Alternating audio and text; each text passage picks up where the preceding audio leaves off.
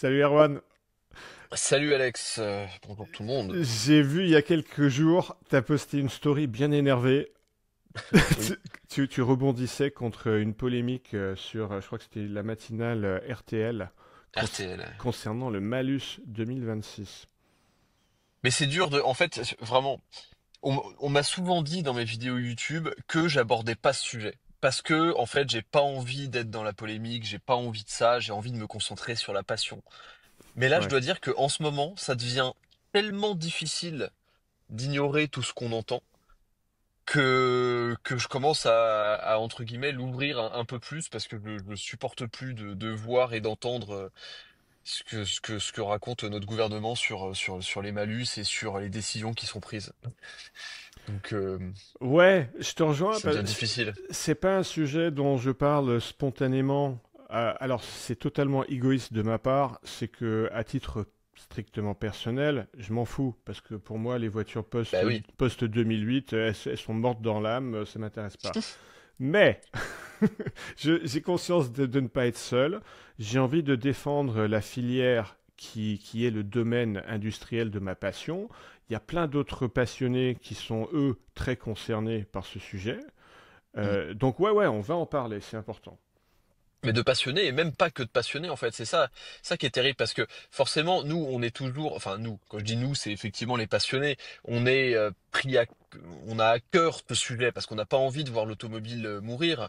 Mais déjà, l'automobile passion, bon, on peut dire qu'il est mort ou presque, mais même l'automobile normale, en fait, c'est l'automobile des gens, quoi.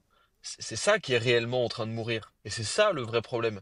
Mm. Quand je vois que maintenant, même des Dacia Sandero, elles sont malucées, bah, même si c'est à hauteur de 200 ou 300 euros, c'est vrai que c'est terrifiant. Et l'idée, c'est pas de faire. Alors, j'ai surtout pas envie de faire de la politique dans ce podcast, mais Ouais. mais il y a c'est plus critiquer une posture. Je pense qu'il faut qu'on en parle parce que je pense que bon, le fait d'avoir une voix sur Internet, je pense que c'est aussi un petit peu notre rôle, même si j'ai jamais voulu endosser ce rôle, mais je crois qu'il va falloir qu'on l'endosse. Oui, alors peut-être avant de te laisser lâcher ton agacement, je vais faire un bref topo sur de quoi on parle là, quand on parle de malus. Le malus, il se veut comme une taxe sur les véhicules polluants. Alors Mm. déjà, les polluants, le malus est calculé en fonction du CO2. Il y a un petit problème là, parce que le CO2, ce n'est pas un gaz polluant, c'est-à-dire on peut respirer de l'air qui a davantage de CO2 que l'air ambiant, ça ne pose absolument aucun problème de santé. Les gaz polluants, ce sont le CO, monoxyde de carbone, Ouais. et les oxydes d'azote.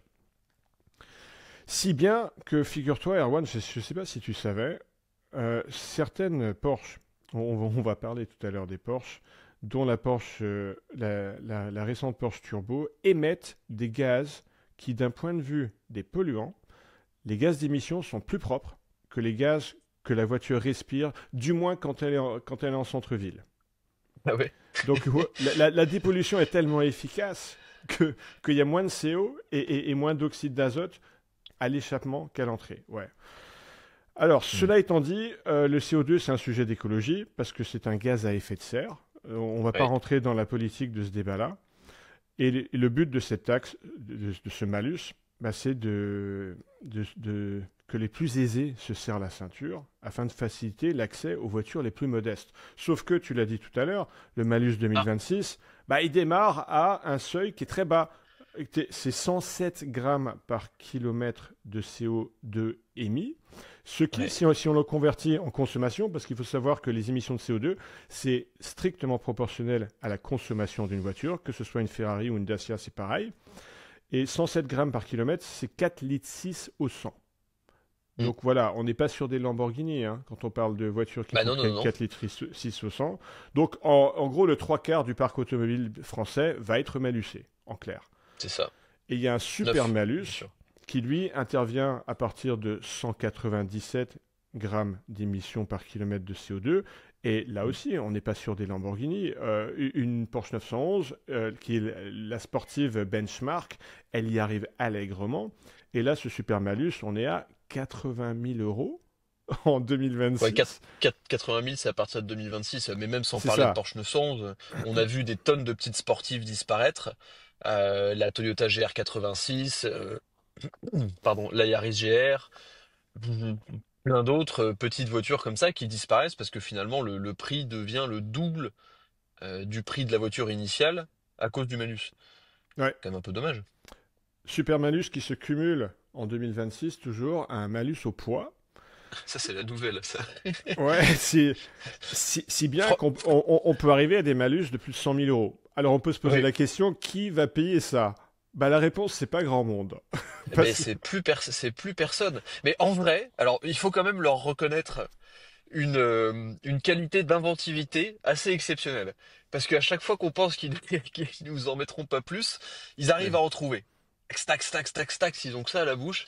C'est assez. Quand on dit ils, c'est évidemment les gens qui prennent les décisions. Alors que ce soit l'Europe qui impose des lignes directrices et nous qui super, nous les super législateurs, nous quand on nous dit un truc, on dit ok, on nous a donné une règle, on va en faire trois à partir de cette règle. Du coup, nous on est vraiment très très fort pour être le cheval de Troie au milieu de tout ça. Hmm. Mais c'est tellement, tellement, tellement oppressant comme sujet. C'est Bah, terrible parce que oh, c'est difficile. En fait, c'est difficile. Je vais essayer de me contenir pour pas rentrer dans des polémiques non objectives. Mais c'est dur. non mais t'as le droit d'être subjectif. Oui, c'est vrai. Ouais. Et ton énervement l'autre jour en story, ça concernait une analyse soi-disant journalistique sur la matinale de RTL, je crois que c'était. RTL, ouais. Ouais. Alors, si jamais il y a quelqu'un qui n'est pas au courant, ce qui s'est dit, c'était... alors, je cite là, on a la preuve qu'une fiscalité bien ciblée sur les plus fortunés est beaucoup plus rentable que de taxer les pauvres. Alors, c'était quoi le raisonnement? C'était que en Ouais. 2025, les 300 Porsche 911 vendus ont permis de gagner 20 millions d'euros de malus, taxes, ce qui est deux fois Mm, plus que les 10 millions d'euros qui ont été engrangés par les 49 000 et quelques Dacia Sandero. c'est ça. Et donc, de prime abord, on a l'air d'avoir l'impression que c'est spectaculairement efficace de taxer ces voitures chères parce que ça génère disproportionnément plus de revenus de la part de personnes aisées qui peuvent se le permettre. Sauf que ce que ces journalistes n'ont pas dit, c'est que s'il n'y avait pas eu ce malus, si on remonte quelques années en arrière, en 2019, ça n'aurait pas dû être 300 Porsche 911 qui se seraient vendus, c'est 1000 à 1100 Porsche 911. Et quand, alors je vais vous épargner le calcul ici, mais je l'ai fait, quand on fait le calcul, eh ben, l'État, en appliquant ce malus qu'on croit générer beaucoup d'argent, est en fait en déficit de 3 millions d'euros. Pourquoi? Parce qu'il y a beaucoup plus de pertes de TVA sur ces Bah oui. véhicules non vendus que ce qui a été généré en malus. Et encore, le calcul que j'ai fait, il est pessimiste parce que je n'ai pas calculé le TVA sur les options, les entretiens, la revente ultérieure du même véhicule. Donc, on est sur ce que Leffer, l'économiste américain, a appelé, il a fait une courbe en fait qui a montré que Ouais. trop d'impôts tue l'impôt. C'est ça, exactement. Et en fait, c'est même sans rentrer dans des considérations, comme je le disais, politiques. Moi, dans le fond du fond, ce qui me choque, c'est l'absence de bon sens, en fait. Alors, je sais que le bon sens, c'est pas universel, mais parfois, on aimerait rêver que le bon sens revienne un peu au centre du village. Déjà, moi, quand j'entends, euh, genre, en gros, déjà, quand j'entends 300 Porsche immatriculés en France, c'est même pas 300 Porsche vendus, c'est 300 Porsche immatriculés. Oui. Parce que sur toutes les Porsche vendues en France Mm. en 2025, toutes n'ont pas été immatriculées en France. Le Luxembourg, l'Andorre, Monaco et compagnie nous remercient, évidemment, parce que je pense qu'ils récupèrent des dizaines d'immatriculations Mm. avec des dizaines de nouvelles sociétés créées tous les mois, je pense, pour aller immatriculer ces voitures dans ces pays-là parce que la fiscalité est plus avantageuse.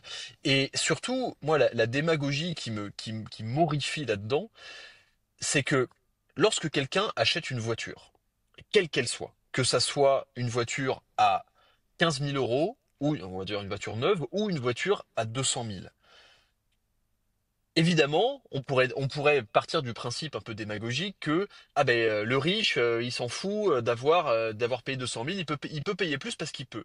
Mais en fait le problème c'est pas ça. Le problème c'est que quand quelqu'un achète une voiture derrière, eh ben il y a une suite économique. Il y a les gens qui l'entretiennent, il y a toute l'essence que cette voiture va consommer qui est taxée, sur laquelle il y a de la TVA, il y a les consommables, il y a tous les corps de métier qui vont vivre autour de ça, il y a l'économie que crée le déplacement en voiture. Si le mec, je sais pas, moi, il est commercial, il va se déplacer avec sa voiture, etc.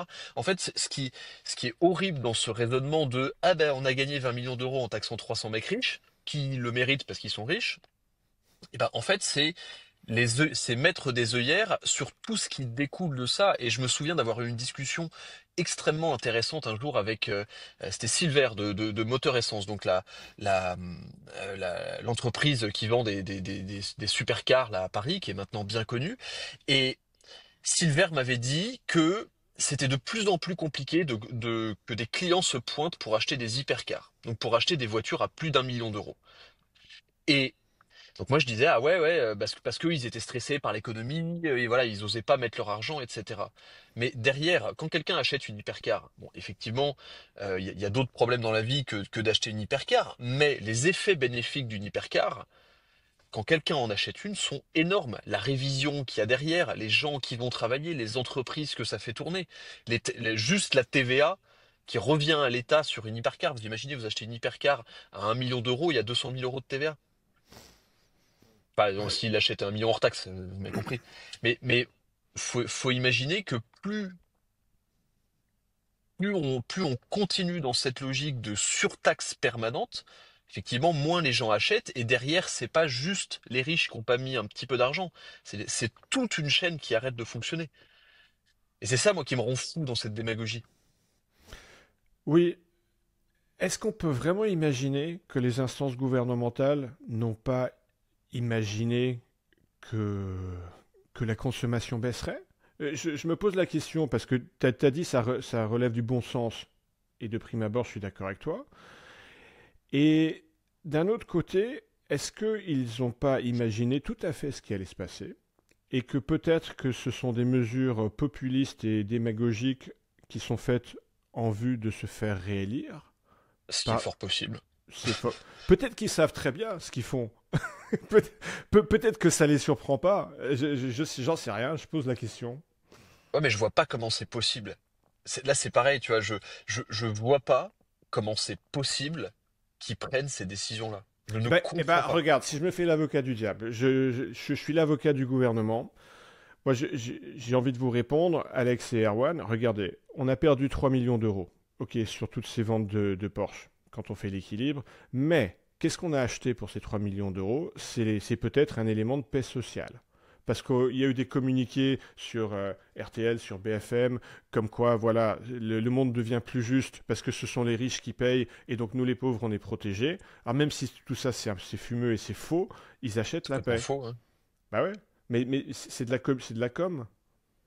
Bah ouais, c'est de la com, sauf que, Et peut-être que 3 enfin, millions d'euros pour calmer la population, pour que la population ne sorte pas leur fourche et aille manifester, je sais pas.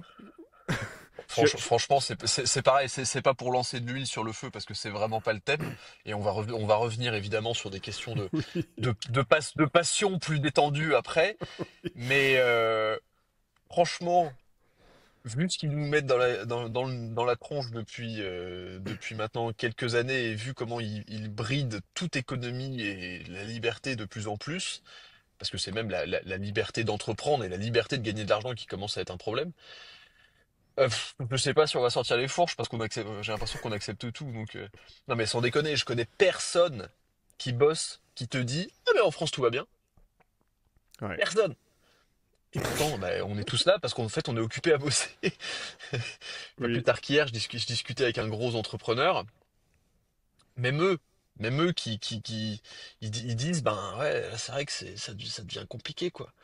Enfin bon, bref, c'est pas le sujet. Mais c'est vrai que la démagogie, et surtout, moi, ce qui me fait peur, à quel point on sacrifie notre économie automobile au profit bah, de ceux qui arrivent avec plus de moyens, plus de technologie, plus de vitesse, à savoir bah, les Chinois, qu'on le veuille ou non, moi je suis assez pessimiste sur la façon dont on va réussir à s'en sortir, parce qu'en fait, ils nous ont dépassés complètement.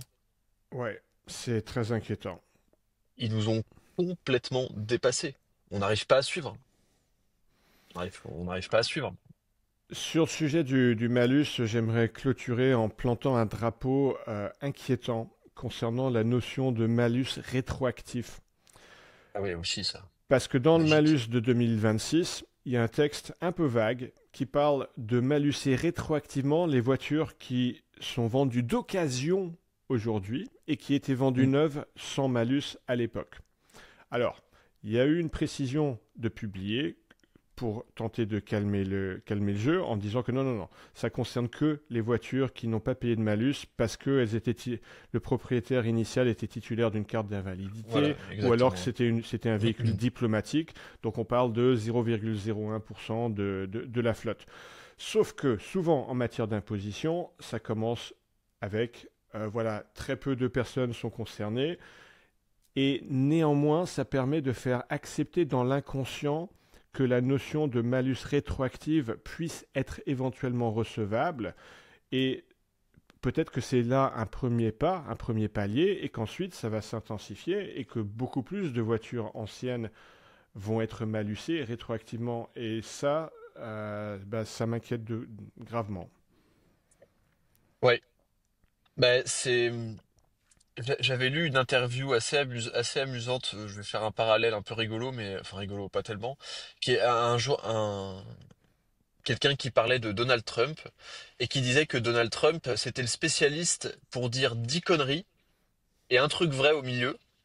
Hmm. Au milieu des conneries qu'il racontait, ça lui permettait de faire passer soit des lois, soit des choses vraies en douce au milieu, parce que c'était beaucoup plus petit que les autres bêtises qu'il avait balancées. Oui. Et, et, et en vrai, quand tu regardes, c'est souvent le cas, parce il dit souvent des trucs où tu te dis, mais qu'est-ce qu'il raconte? Mais au milieu, il fait passer des vraies choses. Et effectivement, ce système d'annoncer des choses qui font peur et de revenir un peu en arrière, à Ouais, la fin, la population a eu l'impression de moins se faire avoir finalement.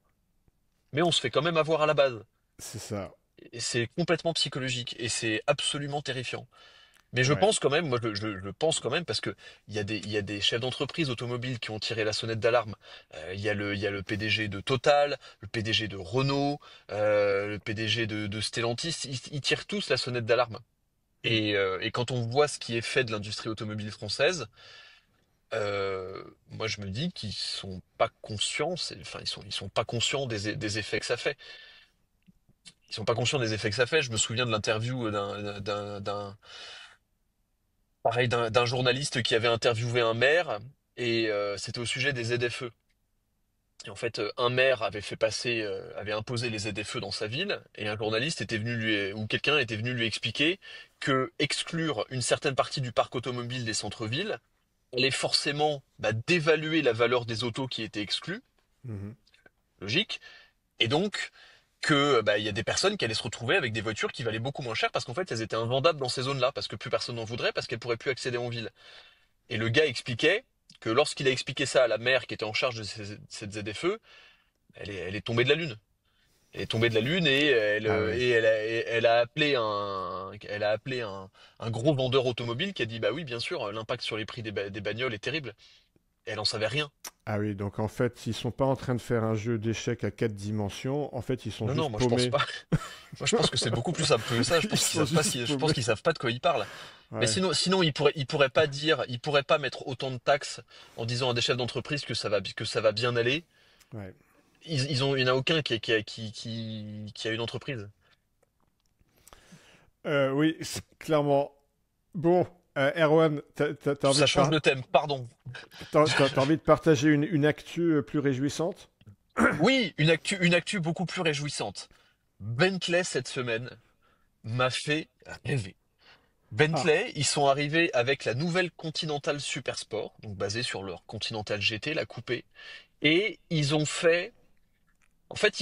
tapé du poing sur la table comme le faisaient régulièrement les constructeurs à l'époque lorsqu'ils sortaient des versions extrêmes, avec euh, on va dire qu'à l'époque, jusqu'à il y a 10 ans, allez, 10-12 ans, lorsqu'un constructeur sortait une voiture exceptionnelle, un peu limitée, il y avait un effet waouh. Aujourd'hui, de moins en moins. Les voitures, ok, sont certes toujours plus puissantes, toujours plus machin, mais c'est moins excitant. Et là, ils sont arrivés avec la Continental GT Super Sport, sur laquelle, donc ça se veut un peu comme étant une GT3 de la Bentley Continental, donc je mets des guillemets parce qu'évidemment on peut pas faire d'un éléphant une ballerine, mais ils ont supprimé le système hybride. Parce que la nouvelle Continental GT, elle est équipée d'un moteur V8 biturbo d'origine Audi, donc c'est le V8 4 litres, avec un système hybride, et la voiture pèse 2 tonnes 4, un truc comme ça. Là, ils ont enlevé le système hybride, ils ont enlevé les roues avant motrices, ils ont enlevé les places arrière, pour une économie totale de 500 kilos sur la 500 kilos. voiture. Ils ont enlevé une Caterham de la Bentley. 500 kilos, Et putain. c'est incroyable parce on a déjà eu l'habitude parfois sur certaines bagnoles d'avoir des moins 150 kilos ou des moins Ouais. 200 kilos parfois sur certains modèles. Mais là, ils ont enlevé 500 kilos. Ce qui en fait la Bentley Propulsion la plus puissante de l'histoire avec 666 chevaux.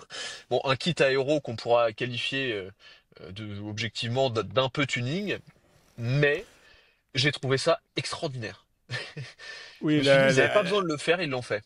la bagnole, elle ressemble un peu à une basket Nike, je trouve. Ah ouais. C'est, c'est pas ultra classieux. Là, moi, je me dis que je sais pas, ils ont peut-être dû passer un coup de fil à Mansory en douce.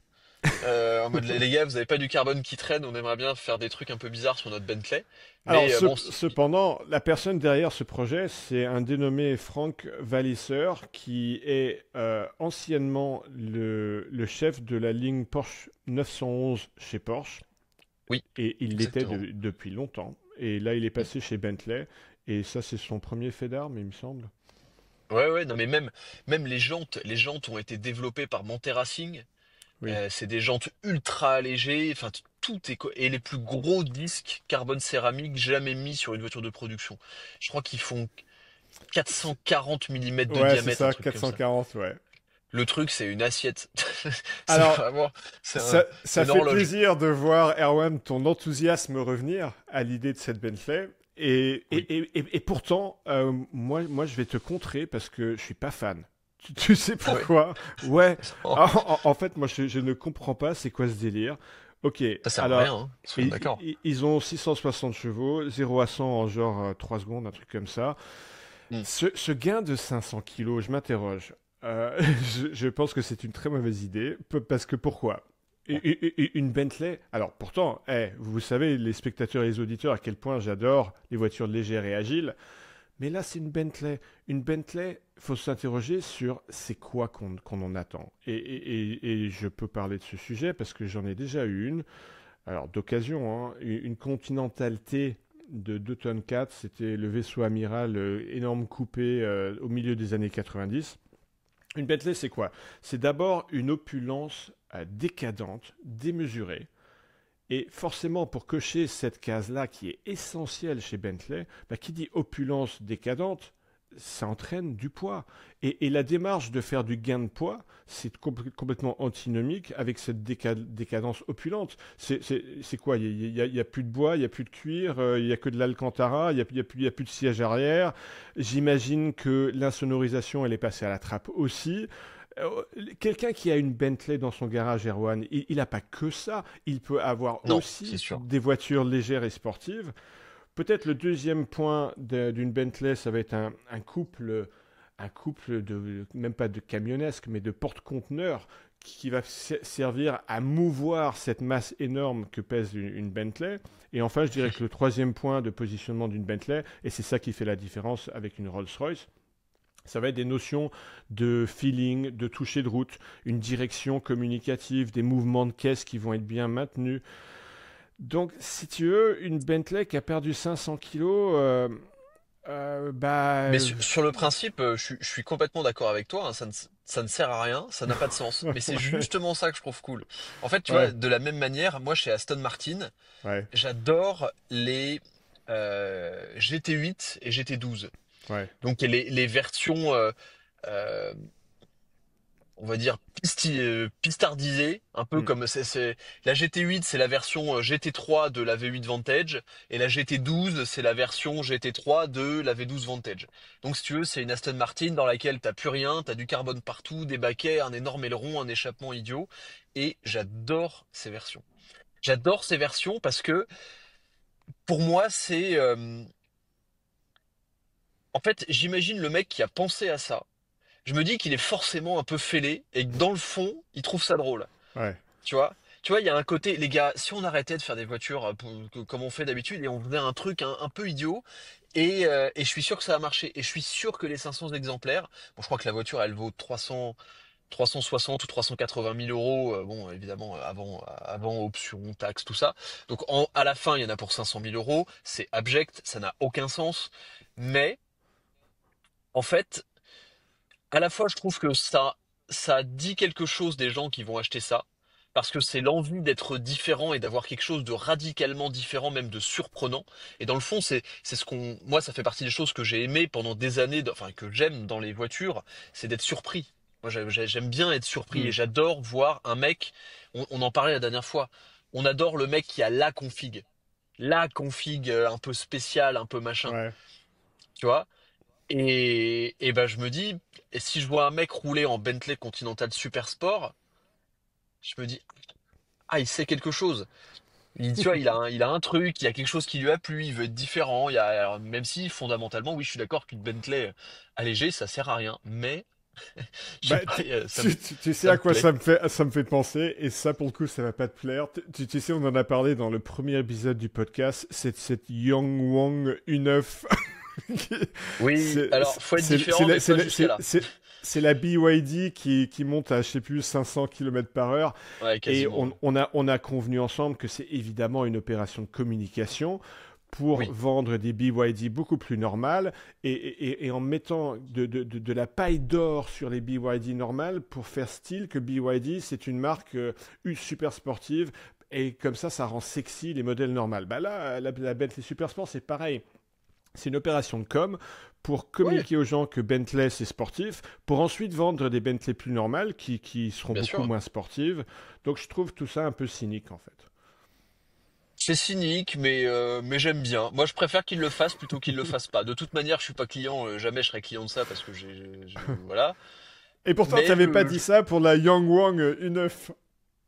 à la Yangwang, non, je suis beaucoup plus catégorique. Non, non, non, ils peuvent la garder là-bas, mais en même temps, j'ai aucune attache émotionnelle particulière avec BYD, qui est Ouais, c'est effectivement clair. un BYD pour moi, c'est le nouvel iPhone, si tu veux. C'est oui, ok, il prend des meilleures photos, mais bon, est-ce qu'il faut forcément l'acheter? Pas sûr. En Ouais, revanche, Bentley, moi derrière, je vois un héritage. C'est la continuation de la lignée Super Sport, même si on leur avait pas demandé. La précédente Bentley Continental Super Sport, elle avait quand même un détail fantastique, à savoir les sièges de la Bugatti Veyron Vitesse. mm. C'est des détails à la con comme ça, mais moi j'aime bien. Ça fait parler, ça fait rêver. Je trouve ça cool. Bon, alors, ça m'amène à mon prochain sujet d'actu, pardon. Erwan, Oh. est-ce que ça t'emballe que McLaren va sortir un SUV? Non, pas du tout. Au contraire, ça m'emmerde au plus haut point. Alors, je sais pas moi, parce que d'un côté, ça m'emmerde au plus haut point. Je me souviens quand Porsche a sorti son premier Cayenne, c'était quoi, au début des années 2000, j'étais profondément scandalisé qu'ils aient fait ça. Eh ben, j'ai changé mon fusil d'épaule depuis, Erwan, parce que Porsche vend énormément de Cayenne avec des grosses marges sur chaque unité vendue, ce qui permet finalement de financer les modèles qui nous passionnent, nous, davantage, comme des GT3 RS et compagnie. Et donc, est-ce que c'est pas une bonne idée finalement que chaque marque sportive a son SUV qui va jouer un rôle de vache à lait pour financer la Si. passion? Alors, dans ce sens-là, oui, je suis complètement d'accord parce que, pareil, si je mets un peu d'eau dans mon vin, au début, quand Aston Martin a sorti son DBX, j'ai fait la même tête que tout le monde. J'ai fait qu'est-ce que c'est que ça? J'ai essayé le premier que j'ai bien aimé mais sans plus, et ensuite j'ai essayé le DBX 707, donc qui est la version actuelle, et j'ai adoré. J'ai Ah trouvé ouais. ça fantastiquement réussi. Ça a une gueule de fou. C'est étonnamment, c'est dingue à conduire. Honnêtement, moi le DBX 707, c'est le meilleur SUV sportif, même si je déteste ça, que j'ai jamais essayé, parce que j'ai fait de la piste avec, mais j'ai fait des virgules sur circuit, mais de 50 mètres avec. La voiture, c'est incroyable. Les vidéos sont sur ma chaîne. Et après, ça va avec la philosophie Aston Martin. Là où, en fait, moi, je me questionne, mais je suis sûr qu'ils vont réussir à faire quelque chose de bien. euh, En fait, le truc, c'est que la philosophie Aston Martin, elle peut aller dans un SUV. La Ouais. philosophie Bentley, Rolls-Royce, elles peuvent aller dans un SUV, ça va très bien. La philosophie Porsche aussi, finalement. Parce que bon, on a une Panamera, pourquoi on n'aurait pas un Cayenne ou un Macan? En plus, qui sont des voitures que j'adore, parce que c'est vachement bien.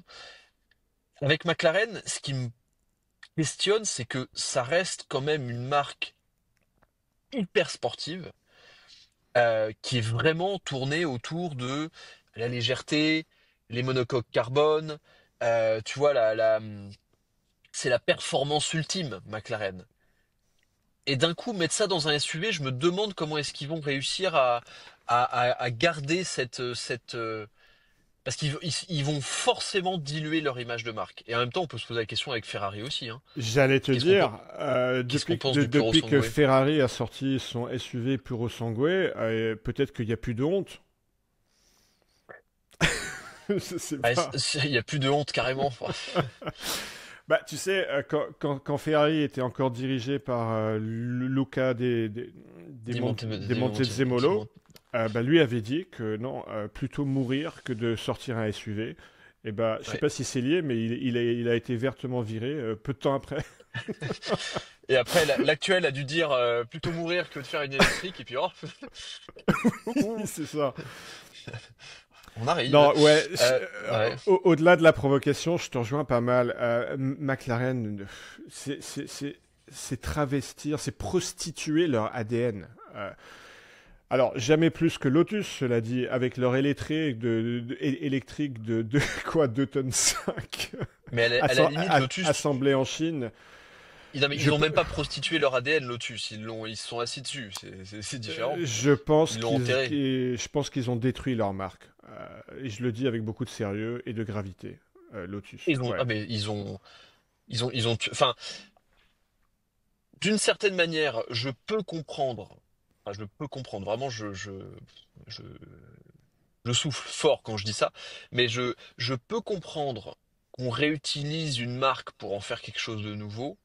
Mais là, le truc, c'est que même, moi, j'en ai parlé avec des gens du marketing chez Lotus, etc. Même eux, ils sont pas convaincus. C'est- Et pourtant, les véhicules sont bien. Moi, alors j'ai essayé le L-être, là, le SUV là. Ouais. Bon, c'est un énième SUV électrique. Il y a des éléments dans la conduite qui en font un truc effectivement pas désagréable à conduire sur le spectre des voitures modernes, confortables, utilisables, etc. Il y a un certain dynamisme, voilà. Mais en réalité, qu'il y ait un badge Lotus ou un badge je sais pas quoi dessus, ça Ouais. ferait aucune différence. Absolument aucune. Donc oui, Lotus, ils sont morts dans l'œuf. Ouais. MG, alors MG, ce qui est marrant, c'est que Oh putain, ouais. non mais tu vois, non mais alors on peut rigoler, mais MG, certes, ils ont fait table rase du passé, mais ils ont pas essayé de réinventer un truc nouveau, tu vois. Ouais. Ils ont juste pris une marque existante pour en faire Alors, des petites c'est- voitures électriques. le truc, le truc avec AMG, je trouve ça doublement hilarant. Ils ont repris une marque existante, j'imagine, pour l'image. Mais faut se rappeler que les dernières MG sorties quand la marque était britannique, mais c'était des poubelles. Ah oui, Donc, et encore, donc pourquoi ils ont acheté ça? Ils ont acheté une image de poubelle pour ne même pas s'en servir derrière, pour la chinoisiser. Ça n'a aucun sens. oui c'est vrai. Non, ce t'as dit, c'est vrai, mais pour McLaren, puis c'est pareil, alors je sais pas où ça en est McLaren, mais McLaren, je crois que ça a été racheté par un fonds d'investissement qatari ou un truc comme ça Ouais, je crois que c'est qui Qatari, va en ouais. faire une marque de brosse à dents, je pense. Euh, mais Ouais, putain. bah non, mais bon, à chaque fois qu'on voit des marques automobiles rachetées par des fonds d'investissement je crois que c'est un truc dans la tech en plus, ça n'a absolument rien à voir. Euh, En général, tu te dis bon, bah c'est un peu la fin quoi. Ah Mais putain, il y a tout qui fout le camp. Tu sais, Arwan, il y a un truc dont on parle très peu au sujet des SUV et dans le contexte de la réinvention tragicomique de Jaguar, qui a fait beaucoup de vagues sur les réseaux ah sociaux. ouais, Mais bah c'est ça. une des raisons pour lesquelles la marque Jaguar est coincée, c'est qu'elle fait partie du groupe JLR, Jaguar Land Rover. Donc Mm. Jaguar ne pourra pas sortir un SUV parce que ce serait dans le même groupe que les Range Rover. Et donc ils sont coincés parce qu'ils ne peuvent pas faire une berline parce que personne ne veut de berline. Ils ne peuvent pas sortir un SUV parce il y a Range Rover dans le même groupe. Et donc, bah, ils sont bien obligés de trouver un truc un peu farfelu. Alors, je suis pas en train de défendre ce qu'ils ont foutu, hein, mais je suis en train de dire ils sont coincés. Ouais, je suis assez curieux, enfin curieux, non même pas, mais bon, clairement Jaguar, la manière dont il, parce que c'était drôle, hein, je te jure, à Goodwood, au Festival of Speed cet été, avec qui j'étais? Ben, j'étais invité par Land Rover justement pour tester le nouveau Defender Octa et à un moment on a eu une présentation du concept 001 là de Jaguar, le truc rose là et le mec alors et franchement c'était à mourir de rire parce que le mec nous expliquait la vision de la marque, le futur etc. Et moi j'étais là, bon, j'essayais de rester respectueux donc je pouvais pas rigoler mais et je lui ai quand même posé des questions, je lui ai dit mais vous espérez réinventer quoi? Enfin, je l'ai pas dit comme ça, mais c'est ce que ça voulait dire. Et en fait, il m'expliquait que l'objectif de Jaguar, c'était de réinventer le voyage de luxe. Donc, ils veulent faire un truc hyper luxueux, électrique, euh, voilà, pour redéfinir le voyage de luxe. Sauf que j'ai quand même l'impression que le monde commence à admettre, enfin, il suffit de Oui. regarder les chiffres, que les véhicules électriques de luxe, personne n'en veut. Ouais. Personne n'en veut. Et il faut le Taycan, là, Porsche, ils vont sortir le Cayenne électrique. Déjà que le Macan électrique se vend pas fort, à cause du Taycan, et notamment des valeurs résiduelles du Taycan, parce qu'il y a que des entreprises qui achètent ça, puis ensuite, quand ton Taycan, il vaut absolument plus rien, il est invendable en seconde main. Parce que qui va acheter un Taycan borné à 60 000 euros? Ouais. Personne. Euh, donc là, ils sortent le Cayenne, ils ont fait machine arrière par rapport au Cayenne pour garder une version thermique slash hybride dedans. Euh, Tout ça pour dire que l'électrique de luxe, pour l'instant, ça a convaincu personne. À la limite, on pourrait dire que Rolls-Royce, avec c'est la Spectre, l'immense berline électrique, à Je la sais plus limite, comment ça s'appelle. je crois que c'est la Spectre. C'est la Wraith, mais en électrique. Je crois que c'est la Spectre. Oui, c'est ça. À la limite, ça pourrait avoir du sens. Parce que tant qu'à faire, Bah, c'est ce que beaucoup de commentateurs ont dit, c'est-à-dire qu'une Bentley ou une Rolls qui soit mue par l'électricité, ça aurait tout son sens parce que qu'est-ce qu'on cherche? On cherche plein de couples disponibles de suite et en silence. ouais. Donc ça tombe sous le sens. Sauf que, et ça fait longtemps que je le dis, moi je n'y crois pas une seconde à ce matching parce que si je suis propriétaire de Bentley ou de Rolls, la raison pour laquelle je suis impressionné par le silence de mon moteur, c'est que c'est une performance. C'est une performance d'arriver à faire qu'un V12 de 6 litres soit quasi Aussi doux. Ouais. inaudible. C'est un peu comme la performance d'une montre suisse qui, avec plein de petits engrenages, arrive à tenir l'heure très précisément. Alors que si tu fous une montre digitale et tu dis oui, bah moi ma montre digitale elle tient l'heure super bien aussi, ouais, mais en fait c'est de base, il y a pas de performance là-dedans. Et pareillement, un moteur électrique, on ne se gausse pas, on ne se vante pas du silence de son moteur électrique parce que tous les moteurs électriques sont silencieux. Donc il y aura Oui. plus de performance de silence et de couple chez Rolls-Royce et Bentley. Et c'est pour ça que ces acheteurs-là, je pense, si je me mets à leur place, j'en voudrais pas d'une électrique. D'accord, après, comme partout. pour nuancer, il y a toujours des gens qui n'en ont rien à faire, de toute manière. Ouais. Donc, il y aura toujours des gens, quoi qu'il en soit, qui n'en auront rien à faire et qui veulent le moyen de se déplacer le plus luxueux. On leur a dit que c'était électrique, bah c'est électrique et puis terminé. Et c'est pas une critique, c'est juste un fait.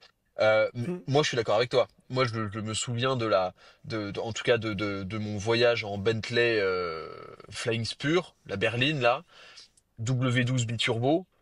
Alors oui, c'est tellement doux qu'on a l'impression que c'est électrique, mais ce qui rend l'expérience géniale, c'est que c'est pas électrique C'est et que ça. tu sais que c'est un moteur. Et quand tu démarres, le bruit du démarreur aigu là, qui est assez caractéristique sur les V12 et Oui. le qui explose derrière, ah fantastique. Mais tu roules en Bentley. Ouais. Ouais. Hmm. C'est ça. Je me Euh, demande parfois, tu vois, je me demande parce que bon, là, ce podcast, il est un peu, il est un peu agressif, mais c'est parce on en a gros aussi. ouais. Mais tu vois, parfois, je me demande parce que tout est marketing. Chaque décision, chaque option dans une voiture, tu vois, à chaque fois qu'un produit sort, il a été décidé par le marketing. Et forcément, il faut prendre en compte la vie des gens passionnés, la vie des gens qui n'en ont rien à foutre, la vie des gens voilà, il faut que toutes ces considérations marketing soient prises en compte pour finir avec un produit et l'objectif c'est d'en vendre le plus possible. Donc souvent, ce que je veux dire par là, c'est que souvent je vois des voitures et je me dis, mais comment ils peuvent s'imaginer que ça va se vendre? Et du coup, la question que je me pose, c'est est-ce que parfois c'est moi qui comprends pas? Est-ce que ce véhicule est tellement éloigné, enfin, est-ce que je suis tellement éloigné du client type bah, que je comprends pas du tout? Ou est-ce que parfois je me questionne à juste titre en me disant mais qu'est-ce qu'ils ont foutu? Parce que j'ai quand même une vision globale du marché et je me dis mais ça va jamais marcher leur truc. Hmm. Et tu vois, et souvent je me demande, je me dis est-ce que c'est moi le pigeon ou est-ce que effectivement les mecs sont un peu perdus quoi. Et genre typiquement avec Lotus, je me suis toujours demandé ça, tu vois, mais je pense que personne n'y a jamais cru à Lotus, hein. Mais les Ouais. mecs qui sont derrière sont forcément persuadés. Pas possible Ben, autrement. faut croire. Tu voulais qu'on case une autre actu avant de passer à nos news plus perso? Ouais, moi j'en ai une dernière petite. En fait, c'est en discutant avec un copain qui a plusieurs Porsche, notamment voilà les dernières Porsche, notamment la dernière GT3 RS 992, et il me disait qu'il voulait s'acheter une GT2 RS. Et et je lui dis ah bah la nouvelle. Il me dit non.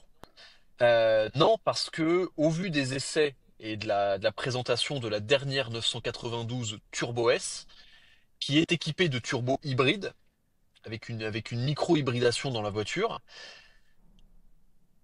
fortiori, il y a de grandes chances que la prochaine GT2 RS soit également équipée d'une hybridation quelle qu'elle soit. Euh, et du coup, il m'a dit, si c'est le cas, je parie sur le fait que les 991, donc les versions 2014 à 2015 GT2 RS, vont, au moment de la sortie, baisser un petit peu, parce que c'est toujours ce que font les voitures quand il y a un nouvel modèle qui sort, et ensuite remonter, parce que finalement, bah, elle aura pas ces turbo hybrides, et une fois que la nouveauté sera passée, en fait, les gens resteront sur la précédente. Et du coup, voilà, c'était juste une pensée.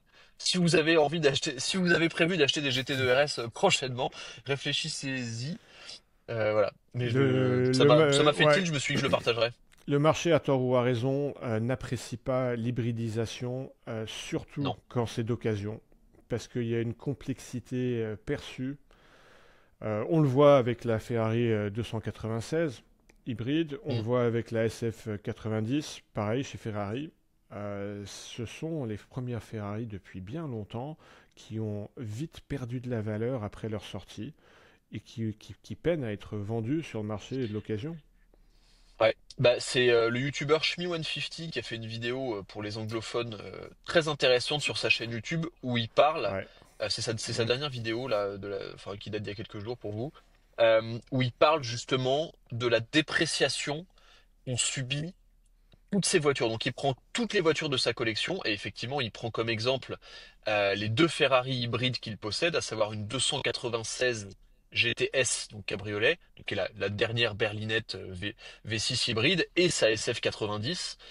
Et les deux voitures ont perdu mais 200 000 balles et effectivement une SF90, donc qui était un peu le flagship hors voiture, hors hypercar, mais 1000 chevaux utilisables comme une GT, ça valait 500 000 euros neuf.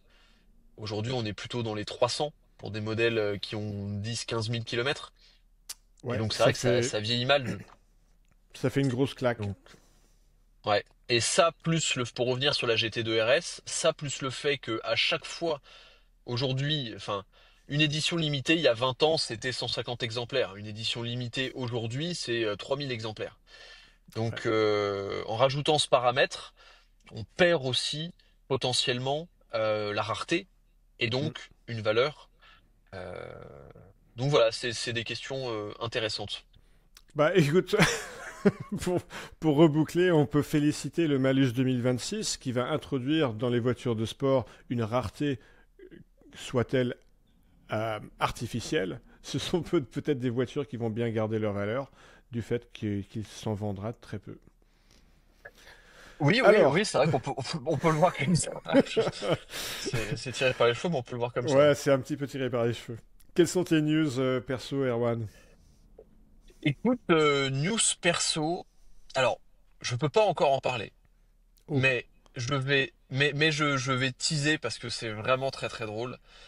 Je vais essayer prochainement et filmer pour ma chaîne YouTube probablement l'un des véhicules les plus fous qui roulent sur Terre, ouh, genre sur la planète. Je peux pas dire ce que c'est, mais ça va être complètement idiot. Et ça va être très très drôle. c'est genre un truc amphibie ou alors une voiture qui vole? C'est c'est un truc démesuré, Ok. absolument démesuré. Faut aussi, voilà, vous prenez le spectre large des véhicules qui se déplacent sur Terre. Alors ça vole pas, Mhm. mais qui se déplacent sur Terre et c'est démesuré. Voilà. Donc ça c'est une news que je lâche là comme ça parce que les gens pourront spéculer, je trouve ça drôle. Je Mhm. te le dirai en off après, mais Oui, parce c'est que rigolo. je vous précise, les gars, je suis pas au courant, hein. Ah mais non, il est pas au courant. Ben non, parce que là c'est en train de se préciser, donc ça va être rigolo. Et autrement, news du jour, j'ai passé du temps ce week-end avec une bande de copains et j'ai roulé en Porsche 996 GT3. Ah. Qu'est-ce que c'est bien comme voiture? C'était une phase 1 ou une phase 2? Phase 1, ouais. Phase 1 avec une prépa châssis faite par Manthey Racing. Donc Ouais. des suspensions KW V3 Club Sport réglées aux petits oignons, tout ça, tout ça. Et on est allé sur des petites routes de l'arrière-pays. On a voulu aller faire le col de l'Espigoulier, mais il y avait le rallye de la Sainte-Baume qui était là. Donc on arrive au pied de la montagne. Il y avait des voitures de rallye partout. On se dit qu'est-ce que c'est que ce bazar? Et donc ouais, j'ai roulé en 996 GT3, j'en avais déjà conduite, mais j'en avais conduit sur circuit, j'en avais pas conduit sur route. Et ah si, j'en avais conduit une sur route, mais pas sur d'aussi belles routes. Et je me faisais la réflexion, c'était quand même encore des voitures qui proposaient pour un prix, alors abordable, je mets des guillemets, mais bon, ça vaut toujours moins de 100 000 euros, Ouais. euh, des performances et un plaisir de conduite générale qui est quand même assez exceptionnel. Et ceux qui me disent qu'ils trouvent les feux moches, comment dire? Ouais. Voilà quoi. Je suis complètement d'accord. C'est un modèle que je connais bien puisque mon père en Angleterre, il a une 996 GT3. Alors, il a une phase 2. Ah, Je l'ai un peu emmené. C'est fabuleux. Que ce soit le feeling de direction, le passage des rapports, le charisme mécanique qui sort du moteur. Elle est totalement exploitable sur route parce c'est ça. on n'est pas sur 500-600 chevaux. La phase 1 que tu as essayé, elle a 360 chevaux. Ouais. Franchement, sur route, quand on est au volant, je sais pas toi, mais moi, j'ai pas besoin ou envie de plus de chevaux. Ça ne m'a pas manqué. Je Mais trouve ça ça va déjà vite, hein. bah, de ouf. Ouais. Ça va déjà super vite. Moi, je me faisais la réflexion à certains moments où la voiture, pour des raisons évidentes, je ne parle pas de vitesse, mais à 80, par exemple, 2 km/h ou 82 et demi, ben tu te dis que la voiture, elle est quand même follement stable Ouais, et t'évolues vraiment très très vite, très très rapidement. Donc ouais, c'est déjà très puissant et ouais. suffisamment puissant. Euh, Mais tu t'en occupes. c'est ma préférée de toute la lignée. Parce que tu t'en occupes. C'est engageant. C'est passionnant. Ah Ouais. ouais, c'est vraiment engageant. Puis la voiture, elle vit, elle glisse. Tu peux la pousser un peu aux limites. Tu vois, on a fait des routes qui étaient qui serpentaient vraiment les petites routes parfaites pour ce genre de voiture, où tu restes sur la deuxième et t'es vraiment un peu dans l'attaque, quoi. Et c'est vrai que la voiture, elle vit, ça glisse, tu peux la faire pivoter, Ouais. c'est vraiment chouette, quoi. J'ai déjà fait une semaine de roulage en club très fort dans les Alpes. Alors c'était avec une 997 GT3 que j'avais à l'époque et pas une 996, mais le principe est le même. J'ai eu un sentiment avec cette bagnole que j'ai eu avec quasiment aucune autre, c'est-à-dire que j'avais l'impression en roulant vite sur des cols que la voiture disparaissait et qu'en fait j'étais en train de la porter. Alors c'est un peu un cliché cette histoire de devenir un avec la mécanique, mais putain, qu'est-ce que c'était vrai. J'avais l'impression de courir sur la chaussée à 82 km par heure, super vite. Oui, mais Et pas plus que ouais, c'est ouf. 82. De toute façon, les voitures sont limitées à 82, donc c'est le gentleman agreement européen, pas français. C'est Ouais, donc je te rejoins, ouais. Pourquoi on parlait de Bon, et ça? Ah toi? oui, c'était news. Ah bah mes news. Parce que c'est mes news, c'est ce que j'ai fait cette semaine. Eh ben, je continue sur les épisodes du vol de l'Alpina. La dernière Ah oui, fois, c'est vrai, ça en est où ça? au dernier épisode du podcast, j'allais rencontrer mon avocat, donc c'est chose faite. Alors, mon avocat m'a confirmé malheureusement que ça se passe souvent comme ça avec les assureurs. Alors, quand je dis comme ça, c'est que les assureurs sont bien contents souvent de prendre nos primes, de les encaisser, et qu'ensuite, quand il faut décaisser, eh ben, ils cherchent tous les moyens pour ne pas payer. Lui trouve ça insupportable. C'est un avocat spécialisé dans l'automobile, hein. Alors, je me sens beaucoup mieux parce que je me sens bien accompagné par quelqu'un qui a parfaitement compris ma problématique. Un passionné d'automobile, on a papoté Alpina, c'était sympa. Il m'a demandé de préparer 3 attestations. Il y a mon expert qui m'avait fait la valorisation initiale qui va faire une attestation comme quoi, même si le marché collection a un peu baissé depuis, bah, la niche des Youngtimers n'a absolument pas baissé, bien au contraire. Et a fortiori, les Alpina, depuis que la marque a été rachetée par BMW, elle ne cesse de croître, un peu comme les AMG pré-fusion avec Mercedes, leur valeur a décollé. Deuxième Mhm. attestation, ça va être de la chaîne Sans Bornes, chez qui ils ont publié une vidéo de 34 minutes quand même sur rien que Ouais. mon Alpina, où on la voit dans tous les détails, sous le capot, à Mm. l'intérieur, au roulage. Alors, mon avocat m'a dit, ça c'est une perle au dossier, cette vidéo de 34 minutes, parce que un expert en face pourra difficilement dire que c'est pas un bel exemplaire. Donc, attestation de Mm. 100 bornes, attestation aussi de PF Motorsport, mon spécialiste BMW qui en a fait l'entretien à plusieurs reprises, qui l'ont vu par en dessous, ce qui n'était pas le cas de la Mm. chaîne 100 bornes. Donc tout ça, ça va s'ajouter à mon expertise de valeur pour qu'on ait un dossier solide. Alors, si je joue le con avec tout ce que je vais leur amener, je ne comprendrai plus. Donc mon espoir, c'est qu'ils Bon soient là quand même. raisonnables.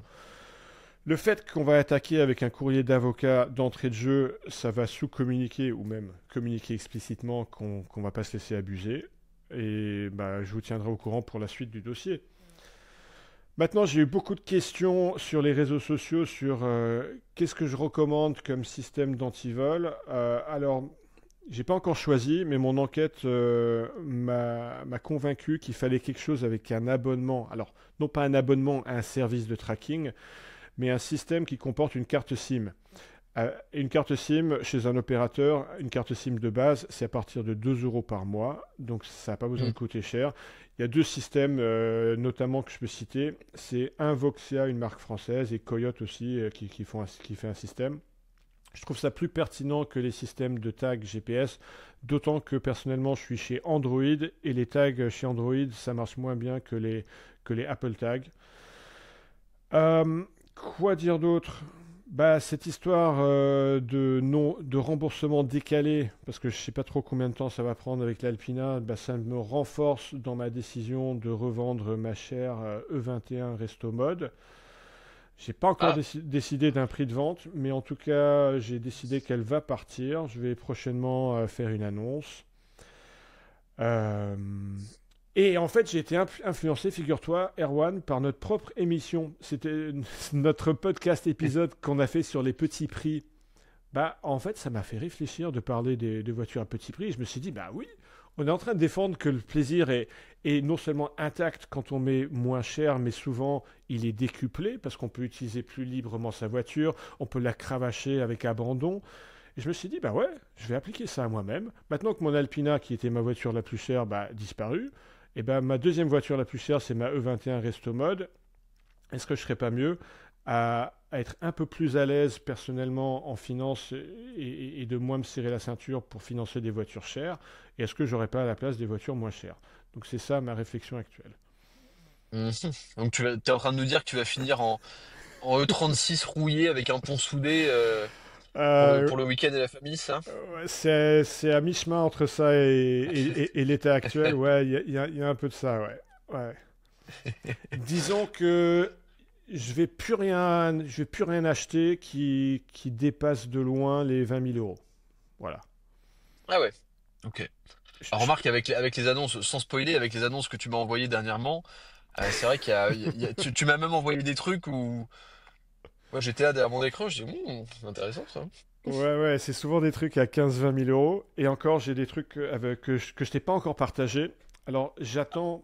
Je vais pas le partager encore cette semaine avec les auditeurs et les spectateurs parce que j'aimerais d'abord signer mon bail de déménagement parce que je bouge dans le sud de la France. Et évidemment, quand on bouge Welcome. dans... Ouais, quand on bouge d'endroit, en tant que bon bagnolard, bah, le cahier des charges évolue et ça veut dire que le parc automobile va évoluer en fonction du nouveau cahier des charges et donc ça va tout remettre en question et donc ça peut être très stimulant. Mhm. Cela annoncerait-il que un jour on aura enfin un studio pour enregistrer plutôt que la Wi-Fi? Ça serait cool, hein? Parce que Erwan, Ah ouais. si t'es dans ta 540i aujourd'hui, c'est parce que ton Wi-Fi est en panne. Donc Oui, on a eu des galères techniques. Si tu pouvais juste être venu passer chez moi, parce qu'on aurait été quasi voisins, ça aurait été plus simple. ça aurait été beaucoup plus simple. Oui, effectivement, j'ai. Bon, la Wi-Fi, enfin le bon, bref, oui. J'ai passé une semaine sans Wi-Fi et c'est absolument insupportable. Comme je disais, même le soir quand je rentre chez moi après le boulot, je peux même pas regarder un film depuis une semaine, ça me rend dingue. Donc je suis obligé de faire des trucs, genre lire des livres, ce qui me passionne moins. J'essaie de Je veux... relire des revues de bagnole que j'ai déjà lues 135 fois. C'est, Eh oui, c'est dur. on s'y perd, ouais, on s'y perd un petit peu. Et si on répondait à quelques questions? Juste avant ça, je voulais clarifier un point. Ah, On a vérifions. eu beaucoup de commentaires sur la longueur de notre vidéo YouTube, parce que souvent les épisodes font 1h30. Je voulais Ah oui, c'est vrai. rappeler que, vous n'êtes pas obligé de C'est- tout regarder en une fois, hein. C'est un podcast. Si on l'a mis en version vidéo, c'est pas pour montrer nos visages, ça n'a aucun intérêt.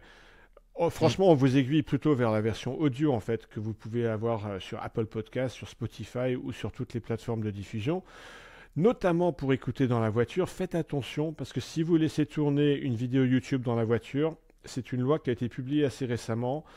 Non seulement il y a une grosse amende, je crois que c'est 1 500 euros, il y a des points en moins, mais il y a confiscation, figurez-vous, sur le champ par les gendarmes de votre téléphone s'ils trouvent une vidéo en train de tourner dessus.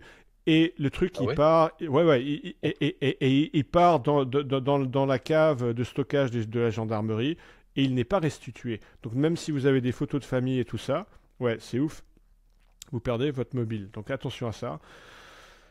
Vous pourrez pas leur Mais dire effectivement, non, mais ouais, le podcast, alors effectivement,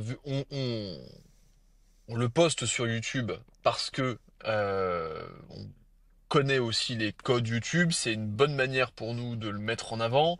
Euh, les audiences nous connaissent sur YouTube, alors que et surtout nos têtes sont reconnaissables. Il y a plein d'avantages pour que le mm, podcast gagne de la traction, de le mettre sur YouTube. Mais effectivement, la vidéo ne sert à rien parce que voir nos têtes parler fixe pendant 2 heures, vous vous en fichez. Voilà, c'est plus pour aider le podcast à performer. Donc, si vous, le plus simple, si vous l'écoutez, moi je sais que j'écoute des podcasts toute la journée, que je sois en train de cuisiner ou de faire quoi que ce soit. Enfin, pas de bosser évidemment. Mais voilà, bon bref, c'est la petite parenthèse. Ouais, c'est comme de lire un bouquin. Personne ne lit, ou presque, ne lit un bouquin d'une traite. Un podcast, ça s'écoute en plusieurs fois. D'ailleurs, le podcast le plus populaire de la planète, c'est celui animé par Joe Rogan. Ces Ouais. épisodes, ils font entre 3 et 4 heures régulièrement. Ah, ils font 3 heures, hein, ouais, Et donc voilà, et ça c'est le plus populaire. Donc imaginez un truc de niche pour passionnés comme nous, bah il n'y a pas de problème à écouter ça en plusieurs fois. clairement, Alors, question-réponse. clairement, clairement. D'abord, merci les gars. Vous avez Oui. répondu à notre appel aux questions avec un déluge de questions passionnantes. Ça c'est top, c'est vraiment bien. Je crois, Erwan, t'as pas amené celle que tu avais préparée, c'est ça? Non, parce que j'ai oublié dans la précipitation et le stress immense de pas réussir à enregistrer ce podcast, j'ai oublié mon carnet sur lequel j'avais écrit les questions. Eh ben, Donc Alex, on va se fier à tes questions. j'ai ce qu'il faut. Alors, il y en a une qui m'a giflé à la gueule parce que j'avais jamais réfléchi à la voiture comme ça. C'est Philippe Oh. Charby qui dit: quand vous prenez plaisir lors d'une séance de conduite, comment visualisez-vous la voiture? La mécanique en effort, les triangles de suspension, les pignons de boîte, de pont, ou juste les sensations de retour dans le volant, les vibrations dans les hanches, la force centrifuge? Comment cela se modélise-t-il dans votre esprit? Et ça m'a fait réfléchir à Erwan parce que je me suis dit, mais ouais, en fait, ça explique certaines choses. Parce que par exemple, ma Porsche 996, alors autant je suis dithyrambique sur ses qualités routières et d'engagement et de feeling et de communication, autant il y a un truc qui m'emmerde grave. Je sais pas si tu Mhm. devines ce que c'est. Eh ben, Le look? alors, c'est pas tout à fait le look, parce que contrairement à beaucoup de personnes, j'aime bien le look de la 996, mais c'est un aspect esthétique. C'est l'aspect de la baie moteur. Et comme quasiment Ah, ok. toutes les 911 refroidies par liquide, bah, quand on ouvre le capot moteur, le moteur ressemble à rien. Et là, je me suis dit, en réponse à la question de Philippe, mais c'est vrai que quand je conduis une voiture, j'ai souvent dans l'esprit le look du moteur. En fait, quand j'entends le moteur, Ah ouais? ouais, ouais, c'est sérieux, quand j'entends le moteur prendre ses tours, bah, dans mon esprit, j'ai une image de la baie moteur. J'imagine le moteur faire son travail. Et par exemple, j'avais une Alpha GTV6 préparée avec des conduits d'admission chromés, ou alors je peux penser à ma Porsche 911 que j'avais dans un modèle de 75 avec des trompettes d'admission à l'air libre. J'avais Mhm. cette image en tête. Et là, avec ma 993, j'ai cette image de juste la boîte à air en plastique. Ouais, ouais, que tu vois quand tu On ouvres. voit juste la boîte à air. On voit quelques tuyaux en caoutchouc, des durites de vide, et ça ressemble à rien. Donc je pense C'est souvent à drôle, ça. c'est drôle. Alors j'ai jamais pensé à ça. Ça te fait pas Enfin, ça, genre toi? à cette question. Alors c'est certain que j'imagine pas du tout le moteur. Non, euh, moi je sais que quand je conduis, le truc auquel je réfléchis, c'est plutôt une histoire de. Alors c'est plutôt une histoire d'assiette, pas l'assiette ronde, mais de d'équilibre. C'est-à-dire d'équilibre entre si l'avant est plus chargé, l'arrière est plus chargé. Le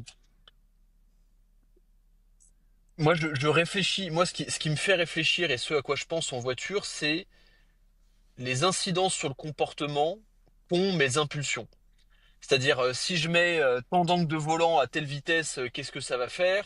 Quand je suis dans un virage, je vais essayer de le prendre de la manière la plus optimisée possible avec la trajectoire, l'accélérateur le plus tôt possible. En fait, moi, c'est plutôt une question de conduite, d'une certaine manière, mais j'ai beaucoup de mal à l'exprimer. Plutôt que je pense Mhm. pas du tout. Alors, je pense pas du tout à la voiture de l'extérieur. Ça, c'est certain. Je pense pas du tout à. En fait, moi, je pense à la, je pense à l'action de conduire. C'est-à-dire, je pense aux impulsions, à quand est-ce que je vais rétrograder, à quand est-ce que je vais freiner, à comment je vais rentrer dans le virage, Hmm. à comment je fais pour que l'arrière glisse, sur tel virage, comment est-ce que je peux le prendre pour le passer plus vite. Moi, c'est à ça que je pense. Mais et c'est ça en fait moi qui me plaît plus dans la voiture, c'est comment est-ce que j'optimise à ma sauce pour que ça me donne les sensations que j'aime bien. Ouais. Et typiquement, moi, les sensations que j'aime bien, c'est sentir un avant assez directeur euh, et, euh, et un arrière qui bouge. Et donc, alors évidemment, je le fais pas au quotidien, mais remarque, même parfois n'importe quel rond-point peut être l'occasion pour le faire. Tu vois, typiquement, c'est un truc que je fais tout le temps.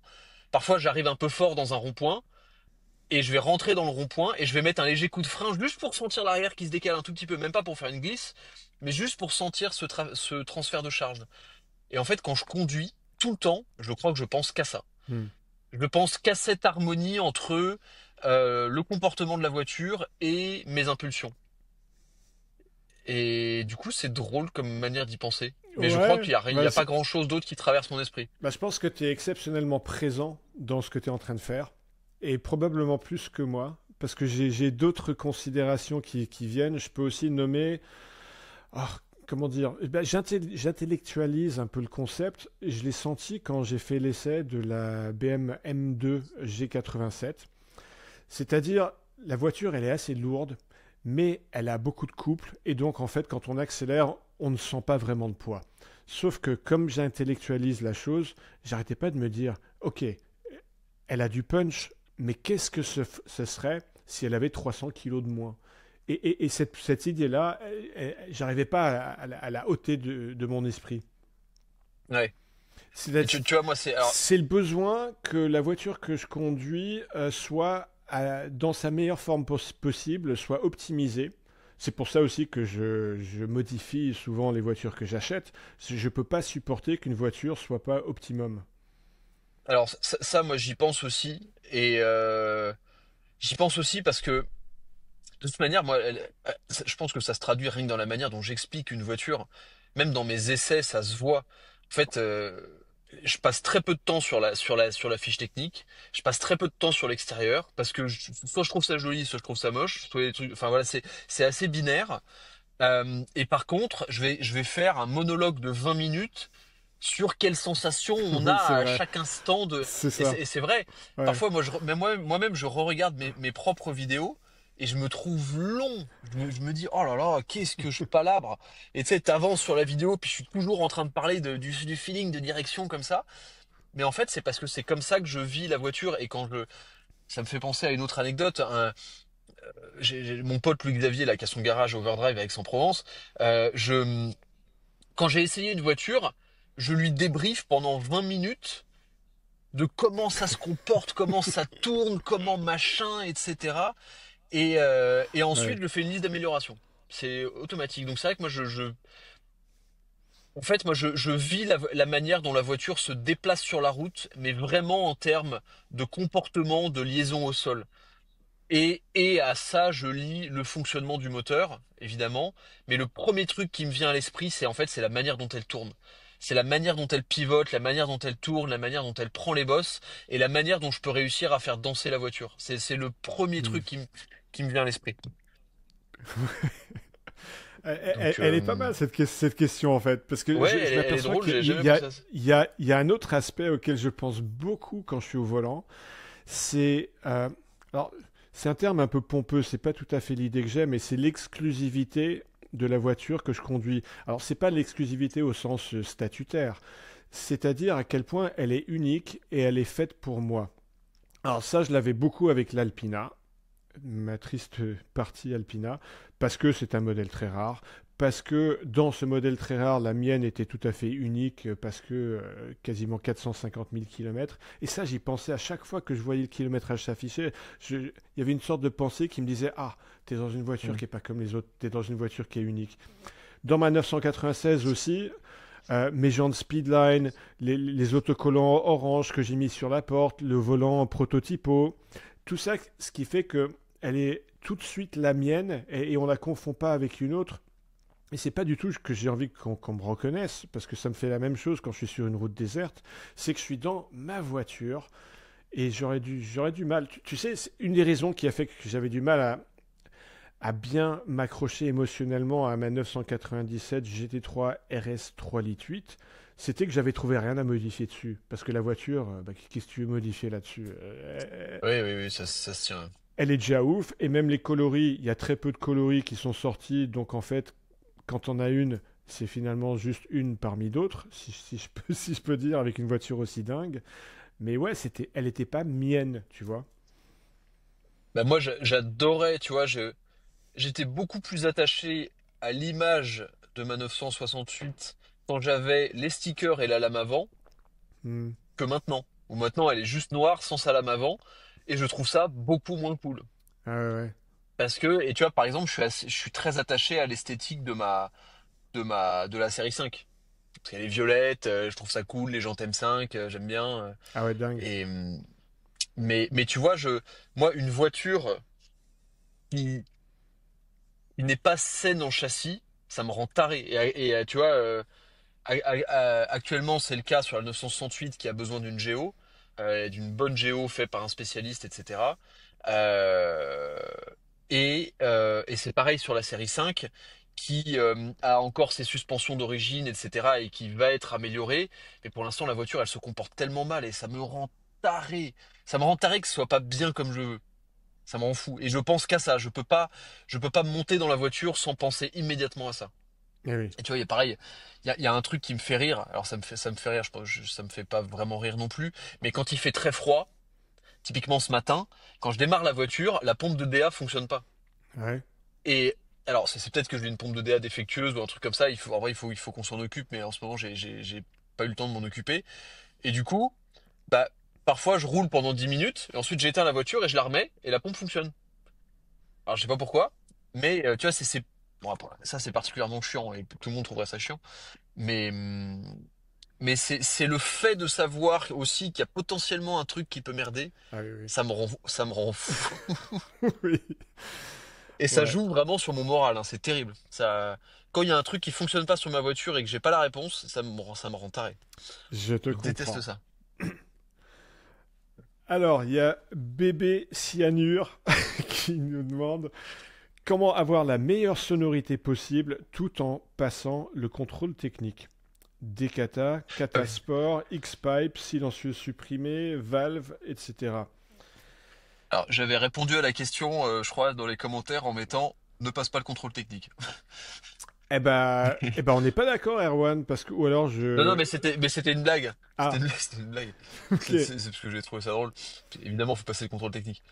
Euh, Mais mais la- c'est pas un critère de contrôle technique en fait. Le contrôleur Bah oui. technique, il a pas de décibelmètre, il ne contrôle pas le niveau sonore de la voiture. Et quant à la conformité, en fait, un contrôle technique, ce n'est pas un contrôle de conformité. Donc non, à mon sens, il y a aucun problème. On peut se pointer avec un échappement complètement libre et il sera obligé de l'accorder le contrôle technique. Oui, alors déjà, ça répond à la question. Mais moi, je sais que. Alors, le truc, c'est que c'est compliqué de répondre parce qu'en fait, il y a pas de réponse binaire. Parce que ça dépend du moteur, ça dépend de la configuration, ça dépend de s'il y a des FAP, ça dépend. En fait, la meilleure réponse que j'ai envie de donner, c'est contacter un professionnel. C'est la première. La deuxième, en général, sur la plupart des voitures, juste avoir un silencieux déjà, un silencieux sport, déjà ça permet d'améliorer la sonorité ou en tout cas de la libérer. Moi je sais que, alors c'est pareil, ça dépend toujours des voitures, mais l'admission, le son d'admission est quelque Mm. chose qui amène énormément à l'expérience de conduite. Ouais. Euh, pour en général des modifications moindres. Alors évidemment, ça dépend si c'est mettre un gros cône ou mettre une boîte à air en carbone de M3 CSL, bon là sur une BMW. Euh, mais je dirais que moi, en tout cas pour moi, j'aime bien quand il n'y a pas trop de bruit d'échappement. J'aime bien quand il y en a, mais pas trop. Mais par contre, j'aime beaucoup le bruit d'admission. Je suis souvent d'accord, encore que ça dépend du modèle. Par exemple, Ça dépend vachement, hein. ouais, les M3 avec des 6 en ligne, je trouve, font un bruit d'échappement qui est trop métallique, Ouais, je suis d'accord, hein. qui n'a pas envie d'être augmenté, alors que leur bruit d'admission, il est fabuleux. Tu parlais de la boîte Ouais. carbone, la boîte CSL par exemple, ouais. Ah bah, moi Mais enfin, sur la M3 au 46 Touring, quand on a acheté la voiture avec Lucien, il y avait une ligne soudée, je pense, hmm, dans un garage particulier, le truc était libre. Ça faisait un bordel, c'était infernal, ouais, c'était horrible. c'est pas beau. Hmm, Euh, non, c'était horrible parce qu'en plus c'est ultra métallique, puis c'était fort, vraiment en termes de décibels, hmm. c'était idiot quoi. Et ensuite on avait fait mettre une ligne, enfin on fait faire une ligne, une demi-ligne chez ProWeld, qui sont spécialistes de l'échappement et qui bossent trop bien. Enfin j'ai eu deux voitures avec des lignes ProWeld et vraiment top. Euh, et ça a transformé l'expérience de conduite quoi. C'est pour ça que je dis adressez-vous à un professionnel parce que toutes les solutions sont pas bonnes à prendre. Je me souviens il y a longtemps aussi chez Shiftech Luxembourg avec Philippe le gérant, il y avait un Cayman 718 GT4, donc la dernière version des Cayman GT4, et on avait mis une ligne à Krapovic. Et il y avait la ligne était en deux parties. Il y avait soit le silencieux quand on mettait juste le silencieux, c'était vraiment super, ça améliorait vraiment la sonorité, d'autant que ce moteur d'origine, il fait pas un son. Enfin, cette ligne d'échappement, parce que c'est ce qu'il y a des FAP, des filtres à particules. Et ensuite, quand on a enlevé les filtres à particules pour mettre la partie à Krapovic qui supprimait les filtres à particules, c'était infernal. Hmm. Donc ça dépend d'un million de trucs.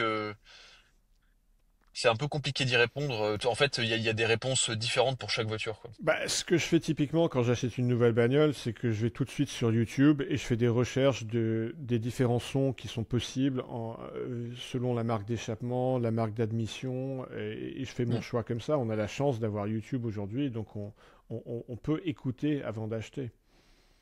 hmm, clairement. Et dernier point, alors j'en ai parlé dans l'épisode sur les modifications, c'est un point non négligeable, c'est les supports moteurs qui, comme les écouteurs à Ouais, conduction osseuse, transmettent le son qui ressemble dans ces cas-là à un bruit d'admission, qui transmettent le son à la structure de la voiture, et ce qui fait qu'on a hmm, du son dans l'habitacle sans que ça dérange les gens à l'extérieur. Et ça, c'est assez magique. Je l'ai fait sur ma ça c'est cool. 996. Ça s'appelle des supports moteurs semi-rigides. Ça apporte un petit peu de vibration, juste ce qu'il faut, pas dérangeant, et une sonorité qui est augmentée. On dirait qu'on a juste pris le volume du moteur et qu'on l'a augmenté quand on est en pleine charge, pied dedans. Non, c'est super. Ok. Alors, Bah, ça, c'est vrai que je serais curieux d'essayer. on a Matt Mathieu BRG qui nous dit: qu'est-ce que vous pensez de la spéculation de marché? Est-ce que la valeur des voitures d'occasion est devenue démesurée?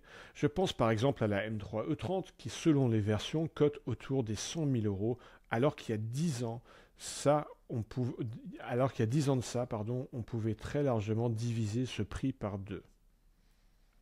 Ah bah ouais, même par plus que deux.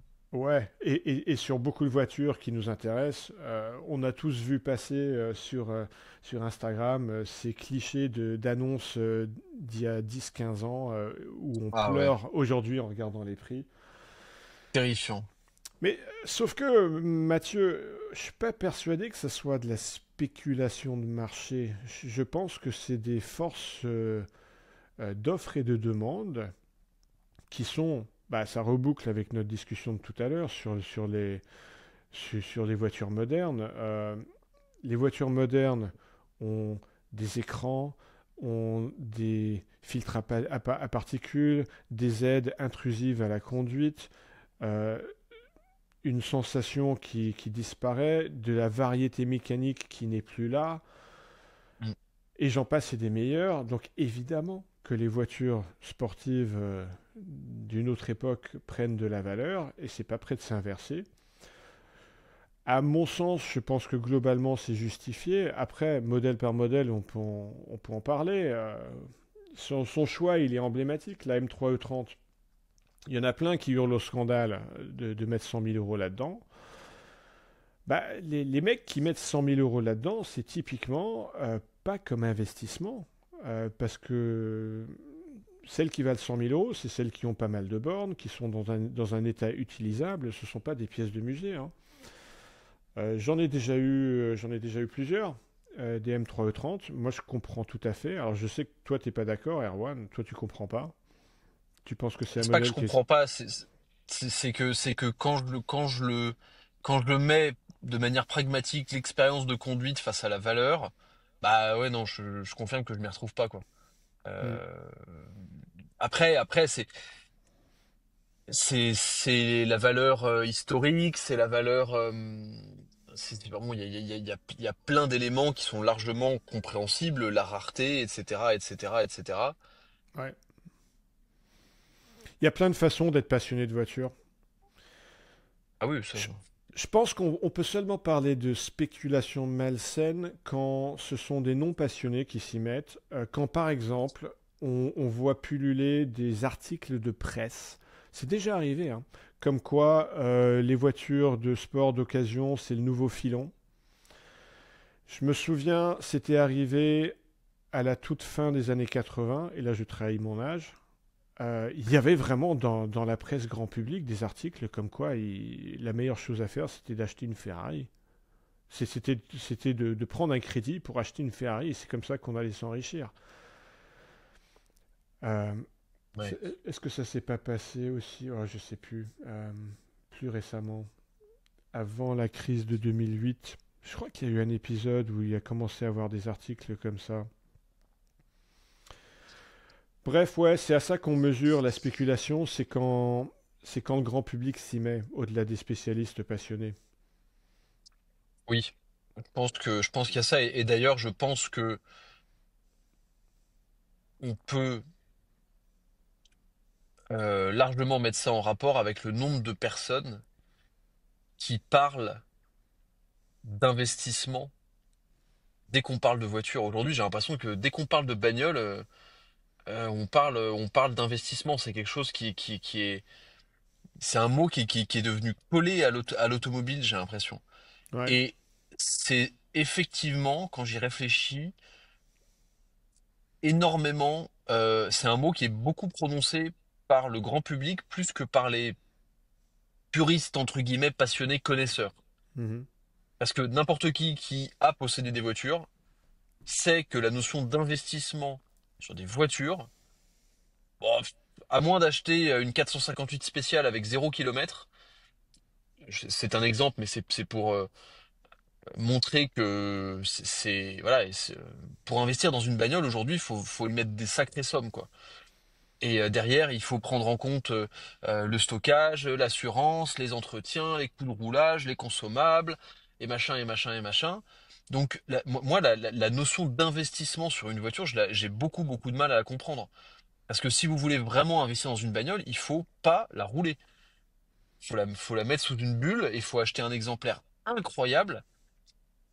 Donc, mais pourtant, il y a tellement de gens qui me disent aujourd'hui, ouais, je vais acheter une voiture qui prend de la cote. Bah, alors, il y a évidemment une notion de ne pas perdre de l'argent avec une voiture de sport, ce qui est évidemment une bonne notion, et on sait très bien qu'on peut faire des bonnes affaires en achetant une bagnole, en l'utilisant et en la revendant quasiment le prix, ou un peu plus. On le sait, mais c'est une notion qui est complètement galvaudée aujourd'hui, Ouais, et qui c'est est ultra présente dans le débat. complètement.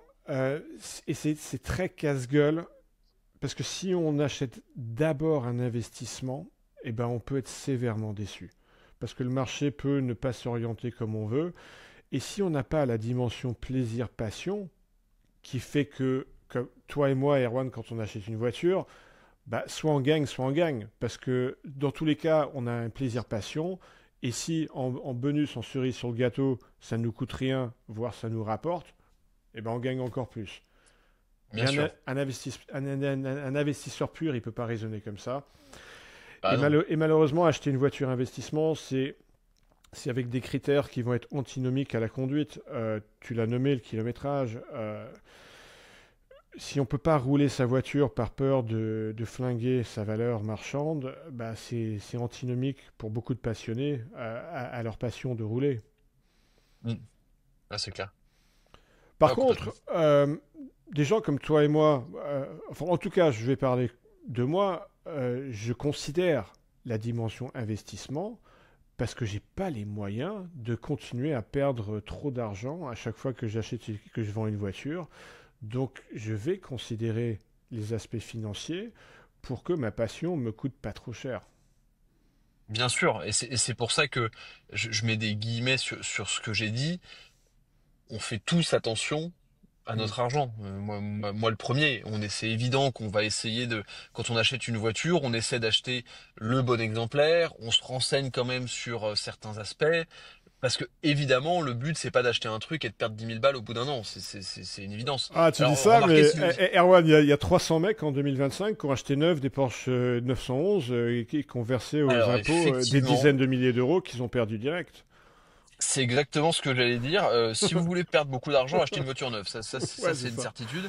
Ouais. Mais bon, je pense que la plupart des gens ici n'achètent pas de voiture neuve. Parce que pour acheter une voiture neuve, faut soit pas savoir quoi faire de son argent, soit avoir une société.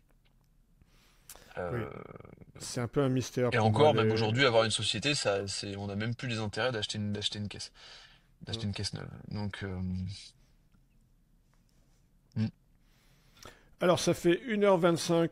Euh, on en fait une petite dernière? Ouais, on fait une petite dernière. Je commence à me trémousser parce que je les trouve pas si confortables que ça, ces sièges. C'est ton impatience de te trouver immobile dans ta 540i, peut-être.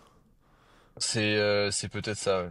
Alors, Benjamin Toucourt, je cherche à acheter une voiture importée. Quelle est la marche à suivre pour ne pas se faire avoir? Avez-vous des contacts d'importateurs qui font bien le job? Alors, contact d'importateur, non. J'en ai jamais utilisé des importateurs. Je ne sais même pas exactement à quoi ça correspond, cette notion d'importateur. Moi Par non contre, plus. les Parce voitures que importées, j'en ai importé un paquet. La plupart des voitures que j'achète viennent d'Europe. Je trouve ça plus drôle. Et comme je suis très exigeant, j'ai besoin d'avoir une assiette de choix très large. Donc je ne vais pas lésiner à aller en Lettonie dernièrement ou en Suède aussi pour ramener des voitures, ou au nord de l'Allemagne ou aux Pays-Bas.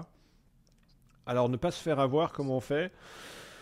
Bah, c'est un peu comme d'acheter une voiture en France. J'ai envie de te demander, Benjamin, comment tu fais pour acheter une voiture en France sans te faire avoir? bah ouais. Alors, on n'est pas sponsorisé aujourd'hui par Care Vertical, mais Non.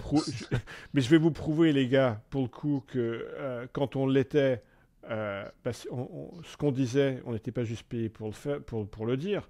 Avant d'aller voir une voiture, je sors son rapport Care Vertical. Alors, ça garantit rien, hein. Par contre, ça lève certains points de risque. Si une voiture apparaît comme accidentée, bah, évidemment, on ne va pas aller la voir. Mais au-delà du quart vertical, ce qu'il faut, c'est une inspection. Vous pouvez payer un concessionnaire ou un garagiste indépendant pour faire une inspection. C'est un service que je rends aussi à ma communauté.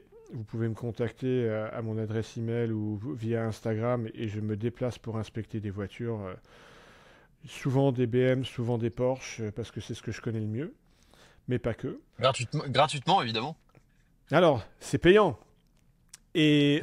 Mais je le précise parce que je te jure que Ah, la ouais. manière dont tu l'as dit, je me suis dit, il va recevoir une flopée de DM en mode, ouais, tu peux venir en Meurthe-et-Moselle, voir une 205 GTI qui a seulement 300 000 kilomètres.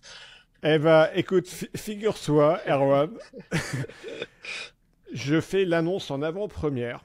Je ne l'ai annoncé à personne. Je suis en train de plancher sur une formation en ligne d'inspection avant achat de voiture pour démocratiser la démarche. Parce que m'envoyer moi inspecter une voiture, ça coûte 600 euros TTC plus mon déplacement. Bah, il y a beaucoup de mecs qui n'ont pas les moyens, ou alors qui veulent acheter une voiture à 10 000 euros pour laquelle c'est difficile de justifier une dépense comme ça. Et donc Ah oui, c'est quasiment 10% du prix. bah ouais, pour démocratiser ça, pour vendre cette expertise une fraction du prix, bah, je prépare une formation vidéo qui va point par point montrer exactement comment je m'y prends. Excellente idée.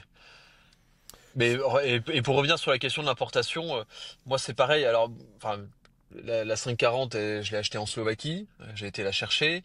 La Porsche, c'est un import allemand. Alors c'est pas moi qui l'ai importé, je suis le cinquième propriétaire de la Porsche et c'est le quatrième, non c'est le troisième qui l'a importé. Donc moi quand je regarde des voitures, moi je regarde toujours le marché européen. Déjà Ouais. ça voilà, ça c'est le cas. Et ensuite, un importateur, c'est pareil, je sais pas ce que ça veut dire. Quand on achète une voiture, il y a des démarches à faire. Les démarches peuvent être différentes parfois selon les pays, il peut y avoir des spécificités, mais euh, un importateur, je sais, ou c'est quelqu'un qui est spécialisé dans la recherche de voitures européennes. Mais bon, je sais pas, je prends l'exemple, enfin n'importe quel garagiste, vendeur de bagnole qui est un peu spécialisé et qui s'y connaît. Je sais pas, moi je pense à Louis Xavier chez Overdrive. Euh, quand il a une recherche personnalisée à faire, ce qui lui arrive toutes les semaines, bah, il va regarder sur le marché européen, il va se renseigner, il va envoyer quelqu'un qui va peut-être aller voir la voiture sur place si c'est pas lui qui le fait. Et ensuite, il paie la voiture, il va la chercher, il fait les démarches, puis terminé bonsoir, quoi. Mm. Donc, enfin, ça. Enfin, moi, je sais pas le faire, mais il y a plein de gens qui font ça. C'est pas très compliqué, je vous encourage à vous lancer. Maintenant, en plus, on a des IA comme ChatGPT. Vous pouvez demander à ChatGPT quels sont les papiers étrangers qu'il faut valider, c'est-à-dire quel est Oui, l'équivalent de la carte grise, quand est-ce qu'il faut un certificat de conformité, qu'est-ce qu'on fait si la voiture a plus de 30 ans et qu'on veut l'immatriculer en collection, qu'est-ce qu'il faut comme papier. Je ne vais pas m'éterniser là pendant le podcast pour le faire, mais ça se trouve facilement sur Internet. Et il n'y a pas plus de risques, à mon sens, à acheter en Europe qu'en France, hein. bah clairement, typiquement, moi. Enfin, en fait, ça dépend. Après, bon, on verra ta formation, Alex, mais il y a toujours une liste de critères à vérifier, en fait. Mais ça, c'est le cas en France aussi. Hmm. Mais c'est comme ça pour tout. Ah bah, C'est comme ça quand t'achètes, quand je j'en vais sais rien, moi, inspecter une voiture n'importe quoi. pour un client, j'ai une liste de 200 points que j'inspecte, de 200 points de validation que je coche. Ça me prend 45 minutes à 1 heure juste en statique autour de la voiture, sous le capot, dans l'habitacle, etc. Et ensuite, évidemment, il y a un essai routier pour valider le comportement de la voiture. Et ensuite, l'examen du dossier papier. Donc je passe quoi 2 heures pleinement sur place à éplucher tout ça. C'est pas rien. Ouais. Bon, c'est ce qu'il faut. Bon, Ok. eh ben, on est pas mal. Continuez les gars Yes. avec vos questions. Continuez à partager l'épisode avec d'autres passionnés bagnolards. Et, et on vous dit à la semaine prochaine. À la semaine prochaine. Ciao. Ciao. Hmm.